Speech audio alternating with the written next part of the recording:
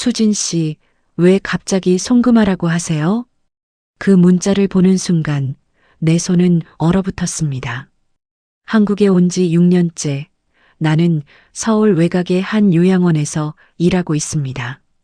아침 7시면 어김없이 출근해 어르신들의 아침 식사를 돕고 하루 종일 휠체어를 밀며 복도를 오갔습니다. 퇴근하면 집으로 돌아와 간단한 저녁을 먹고 침대에 누워 핸드폰을 들여다보는 게 전부였습니다. 평범한 일상. 북한 함경북도에서 태어나 29회를 살았던 나에게 이 평범함은 기적이었습니다. 북에서는 내 이름을 제대로 쓸 수 없었습니다. 모든 문서에는 부모의 이름, 출신 성분, 당 등록번호가 먼저였고 나는 그저 누구의 딸, 어디 소속으로만 존재했습니다. 탈북 과정에서는 더 심했습니다. 중국에서는 리메이, 태국에서는 김선아, 남쪽으로 넘어오는 내내 여러 가명 속에 숨어야만 했습니다. 하지만 여기 대한민국에서는 달랐습니다. 처음으로 통신사에 가서 내 이름으로 핸드폰을 개통했을 때의 전율을 잊을 수 없습니다. 신분증 확인할게요. 한수진 씨 맞으시죠? 그 말 한마디가 얼마나 소중한지 이곳에서 태어난 사람들은 모릅니다. 나는 내 이름으로 은행 계좌를 만들고 구독, 좋아요 누르고 계속 시청해주세요. 카카오톡에 프로필을 올리고 요양원 직원들에게 수진 씨라고 불렸습니다. 그게 전부였지만 그게 전부였기에 충분했습니다. 이 삶을 지키고 싶었습니다. 누군가에게 믿을 만한 사람이 되고 싶었습니다. 그저 조용히 내 이름으로 살고 싶었습니다. 그런데 그날 밤 모든 게 흔들리기 시작했습니다. 요양원 3층 복도 끝 박순자 할머니의 방. 나는 오늘도 할머니 곁에 앉아 손을 잡았습니다. 주름진 손등을 쓰다듬으며 할머니가 들려주는 옛날 이야기에 귀를 기울였습니다. 우리 딸이 말이야, 어렸을 적에 참 말을 안 들었어. 그래도 지금은 착하게 잘 살고 있지. 할머니의 목소리는 떨렸지만 따뜻했습니다. 나는 고개를 끄덕이며 대답했습니다. 그러셨군요. 따님이 자주 오시나요? 가끔 바쁘니까. 그래도 전화는 자주 하지. 할머니는 쓸쓸하게 웃었습니다. 그 표정을 보며 나는 생각했습니다. 이런 시간이 좋다. 누군가의 이야기를 들어주는 것, 누군가에게 필요한 사람이 되는 것. 퇴근 후 집으로 돌아오는 길 핸드폰을 꺼내 카카오톡을 열었습니다. 요양원 동료들과의 단톡방에서는 내일 근무 일정 이야기가 오가고 있었고 탈북민 모임 친구들은 주말 모임 장소를 정하느라 한창이었습니다. 평범한 대화들. 그런데 이 평범함이 나에게는 너무나 소중했습니다. 북에 있을 때는 이런 게 없었습니다. 핸드폰은 감시의 도구였고 사람들과 나누는 말 한마디 한마디가 조심스러웠습니다. 잘못된 말 한마디면 불순분자로 찍혀 생활총화에 불려갔고 심하면 가족 전체가 위험해졌습니다. 그러니 진짜 친구란 게 있을 수 없었습니다. 하지만 여기는 달랐습니다. 수진 씨, 내일 같이 점심 먹어요. 수진아, 이번 주말에 시간 돼? 이름을 부르며 다가오는 사람들이 있었습니다. 내 말을 믿어주고 내 존재를 인정해주는 사람들이 생겼습니다. 그날 밤 침대에 누워 천장을 바라보며 나는 혼잣말처럼 중얼거렸습니다. 이 삶을 지키고 싶어. 누군가에게 믿을 만한 사람이 되고 싶어. 지인들과 카카오톡으로 안부를 나누는 소소한 일상도 나에게는 귀중한 증거였습니다. 나는 여기서 살아도 되는 사람이라는 증거. 내 이름으로 관계를 맺을 수 있는 사람이라는 증거. 그렇게 조용히 하루하루를 쌓아가고 있었습니다. 아무것도 모른 채로. 그날도 평소처럼 저녁 9시에 퇴근했습니다. 버스 안 창밖으로 스쳐 지나가는 네온 사인을 멍하니 바라보며 하루의 피로를 내려놓고 있었습니다. 이어폰을 끼고 조용한 음악을 듣다가 문득 핸드폰 화면을 켰습니다. 그 순간 삐리리릭 삐리리릭 삐리리릭 알림이 미친 듯이 쏟아졌습니다. 카카오톡 알림 79개, 전화 부재중 12건, 문자 메시지 5개. 심장이 쿵 내려앉았습니다. 무슨 일이지? 손이 떨렸습니다. 급하게 카카오톡을 열었습니다. 요양원 동료 김미경 씨의 메시지가 제일 위에 떠 있었습니다. 수진 씨, 갑자기 왜 그래요? 무슨 일 있어요? 급히 돈 필요한 거예요? 아까 보낸 메시지 진짜예요? 무슨 메시지? 나는 아무 메시지도 보낸 적이 없었습니다. 급하게 위로 스크롤을 올렸습니다. 그리고 그 순간 온몸이 얼어붙었습니다. 내 이름으로, 내 프로필 사진으로 누군가 메시지를 보내고 있었습니다. 미경아, 미안한데 급한 일이 생겨서 그래. 지금 당장 30만 원만 보내줄 수 있어? 계좌번호 보낼게. 내일 바로 갚을게. 내가 쓴 게 아니었습니다. 하지만 말투는 내 것과 똑같았습니다. 탈북민 모임 친구 정민 씨에게도, 요양원 선배, 박 언니에게도, 심지어 교회에서 만난 집사님에게까지 똑같은 내용이 전송되어 있었습니다. 숨이 막혔습니다. 버스 안이 갑자기 비좁게 느껴졌습니다. 또 누군가 내 이름을 가져간 건가? 북에서 겪었던 일들이 파노라마처럼 스쳐 지나갔습니다. 도청당하던 기억, 가명으로 숨어 지내던 시간들, 내 정체가 들킬까봐 벌벌 떨던 순간들, 손이 너무 떨려서 핸드폰을 제대로 잡을 수조차 없었습니다. 급하게 내 계정으로 로그인을 시도했습니다. 비밀번호가 일치하지 않습니다. 다시 입력했습니다. 비밀번호가 일치하지 않습니다. 머릿속이 하얘졌습니다. 내 계정이 내 이름이 도난당했다. 버스 정류장에 내려 길거리에 주저앉았습니다. 지나가는 사람들이 힐끗힐끗 쳐다봤지만 신경 쓸 여유가 없었습니다.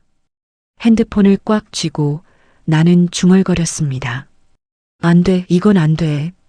6년 동안 쌓아온 모든 것이 무너지는 소리가 들렸습니다. 내 이름으로 쌓은 신뢰가, 관계가, 삶이 한순간에 무너지고 있었습니다. 집으로 돌아온 나는 곧바로 노트북을 켰습니다. 다른 기기로라도 접속 기록을 확인해야 했습니다. 카카오톡 웹사이트에 접속했습니다. 다행히 웹 버전으로는 로그인이 됐습니다. 그리고 채팅창을 하나하나 열어보는 순간 온몸에 소름이 돋았습니다. 사기범은 단순히 메시지만 보낸 게 아니었습니다. 내 말투를, 내 습관을, 내 부탁하는 방식까지 완벽하게 모방하고 있었습니다. 언니, 정말 미안해. 갑자기 병원비가 급해서 그래. 내일 월급 들어오면 바로 갚을게. 집사님, 죄송한데 계좌번호 하나만 알려주실 수 있으세요? 급한 일이 생겨서요. 미안해. 이런 부탁 처음이지? 나도 정말 어쩔 수 없어서. 심지어 이모티콘까지 내가 평소에 자주 쓰는 것들로 보내고 있었습니다. 손이 부들부들 떨렸습니다. 이 사람은 나를 얼마나 오래 지켜본 거지? 북한 시절이 떠올랐습니다. 보이부 요원들이 집 앞을 서성이던 날, 전화 통화 내용이 그대로 생활총화에서 낭독되던 순간, 누군가 항상 나를 감시하고 있다는 그 공포, 그때의 그 감각이 고스란히 되살아났습니다. 나는 떨리는 손으로 채팅 내역을 계속 확인했습니다. 그리고 더 충격적인 사실을 발견했습니다. 사기범은 내 연락처 목록을 모두 가지고 있었고 프로필 사진까지 그대로 사용하고 있었습니다. 심지어 내가 최근에 올린 상태 메시지인 오늘도 수고 많으셨어요까지 그대로 두고 있었습니다. 마치 진짜 내가 계정을 사용하는 것처럼 숨이 막혔습니다. 내 이름을 또 누가 사용하는 건데? 탈북 과정에서 수없이 바꿔야 했던 이름들. 중국에서는 리메이, 태국에서는 김선아. 브로커들은 나를 숫자로 불렀습니다. 18번, 3조 막내. 그때마다 느꼈습니다. 이름을 빼앗긴다는 것은 존재를 지워진다는 것과 같다고. 그런데 지금 여기 한국에서, 자유의 땅에서 다시 누군가 내 이름을 훔쳐가고 있었습니다. 내 정체성을 도용하고 내 관계를 이용하고 내가 6년 동안 쌓아온 신뢰를 악용하고 있었습니다. 화면 속 대화창을 바라보며 나는 이를 악물었습니다. 이름을 도용당하는 건 정체성을 뺏기는 것과 다르지 않아. 더 이상 도망칠 수 없었습니다. 더 이상 숨을 수도 없었습니다. 이번에는 내가 직접 막아야 했습니다. 내 이름을, 내 삶을, 내 존재를. 눈물이 볼을 타고 흘러내렸습니다. 하지만 이번에는 주저앉지 않았습니다. 손등으로 눈물을 훔치고 나는 깊게 숨을 들이마셨습니다. 과거처럼 도망치지 않는다. 이번에는 내가 직접 막는다. 먼저 해야 할 일은 명확했습니다. 비밀번호를 바꿔야 했습니다. 모든 계정의 비밀번호를. 카카오톡 웹 버전에서 비밀번호 재설정을 시작했습니다. 본인 인증을 거쳐 새로운 비밀번호를 입력했고 연결된 모든 기기에서 강제 로그아웃 처리를 했습니다. 손가락이 떨렸지만 멈추지 않았습니다. 이메일, 은행 앱, 포털 사이트 하나하나 비밀번호를 바꿔나갔습니다. 1시간이 넘게 걸렸습니다. 그 다음은 지인들에게 알려야 했습니다. 단체 채팅방을 만들고 메시지를 작성했습니다. 여러분께 급히 알려드립니다. 제 카카오톡 계정이 해킹당했습니다. 제가 돈을 빌려달라는 메시지를 보냈다면 절대 송금하지 마세요. 저는 지금 계정을 복구 중입니다. 정말 죄송합니다. 전송 버튼을 누르는 순간 가슴이 철렁했습니다. 사람들이 날 믿어줄까? 아니면 의심할까? 하지만 멈출 수 없었습니다. 요양원 동료들, 탈북민 모임 친구들, 교회 지인들, 연락처에 있는 모든 사람에게 같은 내용을 보냈습니다. 그리고 카카오 고객센터에 정식 신고를 접수했습니다. 계정 도용 신고합니다. 제3자가 제 계정으로 금전 요구 메시지를 발송하고 있습니다. 신고 접수 완료 메시지가 떴습니다. 하지만 그것만으로는 부족했습니다. 나는 검색창에 사이버 수사대를 입력했습니다. 경찰청 사이버 안전국 홈페이지가 나타났고 신고 페이지로 들어갔습니다. 피해 내용을 상세히 적었습니다. 계정 해킹 시각, 발송된 메시지 내용, 사기 시도 정황, 스크린샷을 첨부하고 제출 버튼을 눌렀습니다. 신고가 접수되었습니다. 사건 번호는 2025-XXXX입니다. 화면을 보며 나는 중얼거렸습니다. 이게 내 이름을 지키는 싸움이다. 시계를 보니 새벽 2시가 넘어 있었습니다. 온몸이 축 늘어졌지만 마음 한편에는 묘한 힘이 솟아났습니다. 북에서는 신고할 곳도 없었습니다. 탈북 과정에서는 도움을 청할 사람조차 없었습니다. 하지만 지금 여기는 달랐습니다. 법이 있었고 시스템이 있었고 내 권리를 지켜줄 장치가 있었습니다. 나는 더 이상 혼자가 아니었습니다. 노트북을 닫고 침대에 누웠습니다. 불안함은 여전했지만 후회는 없었습니다. 도망치지 않았다. 나는 맞서 싸웠다. 그 생각만으로도 조금은 숨을 쉴 수 있었습니다. 어둠 속에서 천장을 바라보며 나는 작게 속삭였습니다. 이제 시작이야. 다음 날 아침 핸드폰 알림음에 눈을 떴습니다. 겨우 3시간 정도 잔 것 같았습니다. 몸은 무거웠지만 먼저 카카오톡을 확인했습니다. 요양원 동료 김미경 씨에게서 메시지가 와 있었습니다. 수진 씨, 괜찮아요? 어젯밤에 이상하다 싶어서 전화했는데 안 받으시길래 일단 기다렸어요. 송금 안 했어요. 심장이 쿵 하고 뛰었습니다. 탈북민 모임 친구 정민 씨도 답장을 보내왔습니다. 언니, 저 그 메시지 보고 바로 의심했어요. 언니는 그런 식으로 부탁 안 하잖아요. 걱정 많이 했어요. 지금은 괜찮아요? 교회 집사님의 메시지도 있었습니다. 수진 집사님, 해킹 소식 들었어요. 많이 놀라셨겠어요. 저는 일단 확인 전화 드리려다가 늦은 시간이라 참았어요. 송금은 하지 않았으니 걱정 마세요. 하나하나 메시지를 읽으며 눈물이 또 쏟아졌습니다. 이번에는 슬픔의 눈물이 아니었습니다. 안도의 눈물이었습니다. 감사의 눈물이었습니다. 사람들이 날 믿어줬구나. 출근 준비를 하고 요양원으로 향했습니다.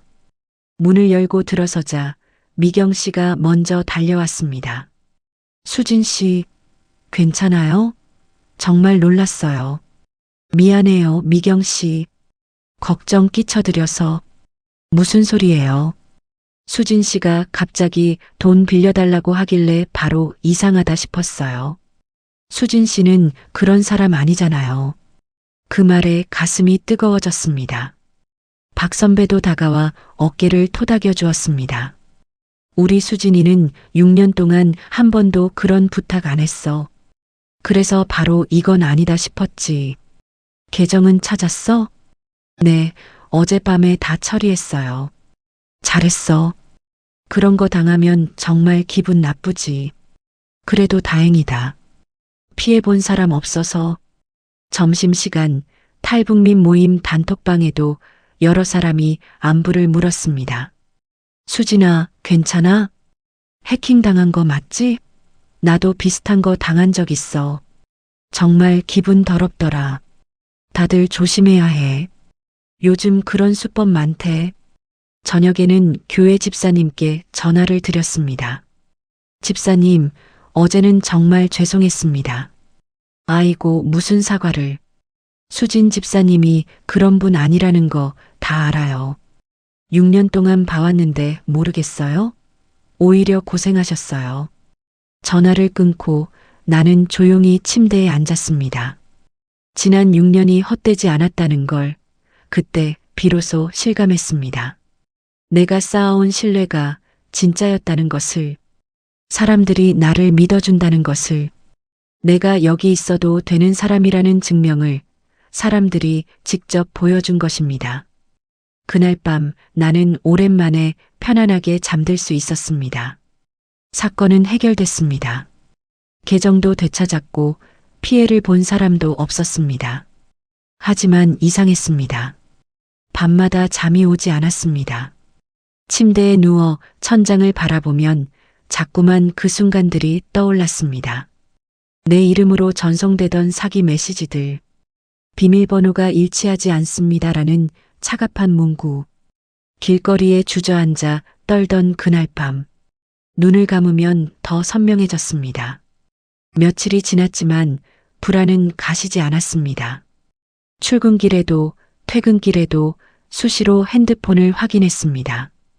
혹시 또 이상한 메시지가 간 건 아닐까? 누군가 내 정보를 또 훔쳐간 건 아닐까? 카카오톡을 열 때마다 가슴이 두근거렸습니다. 알림이 뜰 때마다 심장이 철렁했습니다. 요양원에서 일하면서도 집중이 되지 않았습니다. 박순자 할머니가 손을 잡으며 물었습니다. 수진아, 요즘 얼굴이 왜 그래? 무슨 일 있니? 아니에요, 할머니. 괜찮아요. 거짓말이었습니다. 괜찮지 않았습니다. 밤에 집에 돌아와 거울을 보면 낯선 얼굴이 보였습니다. 눈 밑에 그늘이 내려앉았고 뺨은 움푹 들어가 있었습니다. 이렇게까지 끌려다녀야 하나? 스스로에게 화가 났습니다. 분명 다 해결했는데 왜 자꾸 과거로 돌아가는 걸까? 왜 자꾸 북에 있을 때의 그 공포가 되살아나는 걸까? 탈북민 모임 언니에게 전화를 걸었습니다. 언니, 나 요즘 좀 이상해. 왜? 무슨 일인데? 해킹당한 거 다 해결됐잖아. 근데 자꾸 불안해. 밤에 잠도 안 와. 전화 너머로 한숨 소리가 들렸습니다. 수진아, 그거 트라우마야. 나도 그랬어. 뭔가 한번 무너지면 다 괜찮아져도 마음이 따라오지 않더라고. 어떻게 해야 돼? 시간밖에 없어. 그리고 스스로를 너무 몰아붙이지 마. 내가 약해서 그런 게 아니야. 전화를 끊고도 마음은 무거웠습니다.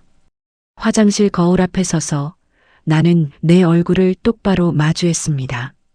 눈 밑의 그늘, 긴장으로 굳어진 턱선, 떨리는 눈동자.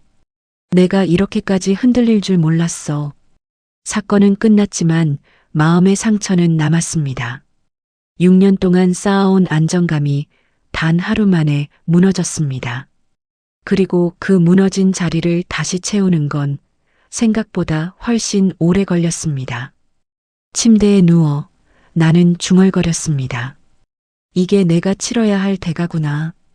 자유롭게 살 권리. 내 이름으로 살 권리. 하지만 그 권리를 지키는 건 생각보다 훨씬 더 힘든 일이었습니다. 어둠 속에서 나는 조용히 눈을 감았습니다. 그래도 포기하지 않을 거야. 내일도 모레도 나는 다시 일어날 것입니다. 비록 마음이 흔들려도. 일주일이 지났습니다. 여전히 가끔 가슴이 두근거렸지만 예전처럼 무너지지는 않았습니다. 요양원 휴게실에서 동료들과 점심을 먹다가 미경 씨가 말했습니다. 수진 씨, 요즘 해킹 사건 정말 많대요. 우리도 조심해야 할 것 같아요. 나는 고개를 끄덕이며 대답했습니다. 맞아요. 저도 그 전에는 몰랐는데 당해보니까 정말 무섭더라고요. 박 선배가 물었습니다.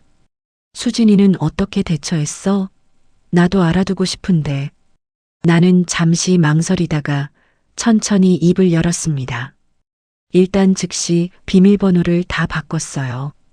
그리고 지인들한테 단체 메시지 보내서 알렸고요. 카카오 고객센터랑 사이버 수사대에도 신고했어요. 와, 생각보다 할 게 많네. 네. 그런데 미리 알고 있으면 당황하지 않고 대처할 수 있어요. 동료들은 진지하게 고개를 끄덕였습니다. 내 경험이 누군가에게 도움이 된다는 게 조금은 위안이 됐습니다. 주말 탈북민 모임에 나갔습니다. 모임 끝에 내가 손을 들고 말했습니다. 저번에 제가 카카오톡 해킹당한 거 아시죠? 혹시 여러분도 조심하셨으면 해서요. 사람들이 귀를 기울였습니다. 비밀번호는 주기적으로 바꾸시고 이중 인증 꼭 설정하세요. 그리고 누가 돈 빌려달라고 하면 꼭 직접 통화로 확인하세요. 한 언니가 물었습니다. 수진아, 많이 힘들었겠다. 괜찮아? 처음엔 정말 무너지는 줄 알았어요. 근데 지금은 조금씩 나아지고 있어요. 모임이 끝나고 집으로 돌아오는 길 버스 창밖을 바라봤습니다. 서울의 불빛들이 반짝였습니다. 예전처럼 무섭지 않았습니다. 이제 알았어. 흔들려도 괜찮다는 걸. 다시 일어서면 되니까. 다음 주 월요일 요양원에서 박순자 할머니를 돌보고 있었습니다. 할머니가 내 손을 꼭 잡으며 말했습니다. 수진아, 요즘 얼굴이 좀 나아진 것 같구나. 그래요? 응. 처음 왔을 때보다 훨씬 밝아 보여. 고생 많았지? 할머니의 주름진 손이 따뜻했습니다.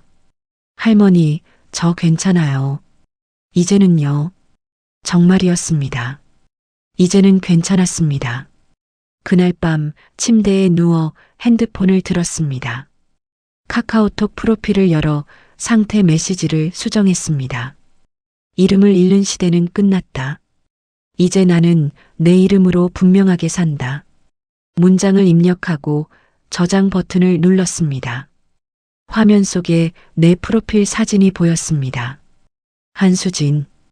그 이름을 보며 나는 조용히 미소 지었습니다. 북에서 숨겨야 했던 이름. 탈북 과정에서 버려야 했던 이름.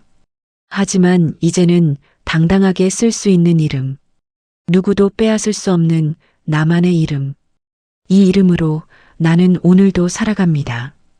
넘어져도 다시 일어서고 흔들려도 다시 중심을 잡으며 내 삶을 내 방식으로 한 걸음씩 걸어갑니다.